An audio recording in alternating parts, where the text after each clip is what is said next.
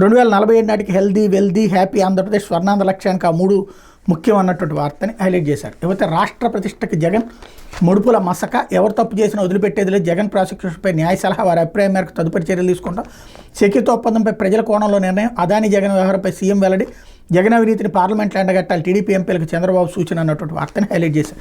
అసలు ఎందుకు ముందు చేయాల్సింది అదాని సెక్యూరిటీ ఒప్పందం రద్దు చేసుకుంటుందా రాష్ట్ర ప్రభుత్వం? చేసి అంతకంటే తక్కువకి ఇచ్చేది ఎవరి దగ్గర నుంచి ఒప్పందం తెచ్చుకుంటుందా? అది తెచ్చి చూపెడితే సింపుల్గా అయిపోతుంది కదా. ఈలోపు రాజకీయం కోసం, అంటే రాష్ట్రానికి వచ్చే ప్రయోజనాన్ని కూడా రాజకీయం కోసం దిగజారుడు రాజకీయం నడిపిస్తున్నటువంటి పరిస్థితి అయితే ప్రస్తుతం రాష్ట్రంలో దాపురించినటువంటి అంశం. ఇకపోతే అదానితో ఒక్క డీల్తోనే 1750 కోట్లు, 5 ఏళ్లలో జగన్కి ఇంకెంత లంచం ముట్టిందో రాష్ట్రాన్ని అదానికి బ్లాంక్ చెక్లా రాసి ఇచ్చారు. ఇది రాష్ట్రానికి, వైఎస్ కుటుంబానికి అవమానం. అదానితో జగన్ ఒప్పందాలంటే విచారించాలి. ఏపీలో అదాని గ్రూప్ను బ్లాక్ లిస్ట్లో పెట్టాలి. విద్యుత్ కొనుగోలు ఒప్పందాన్ని రద్దు చేయాలి. అదాని దేశం పరుదిస్తే జగన్ రాష్ట్రం పరుదీశారు.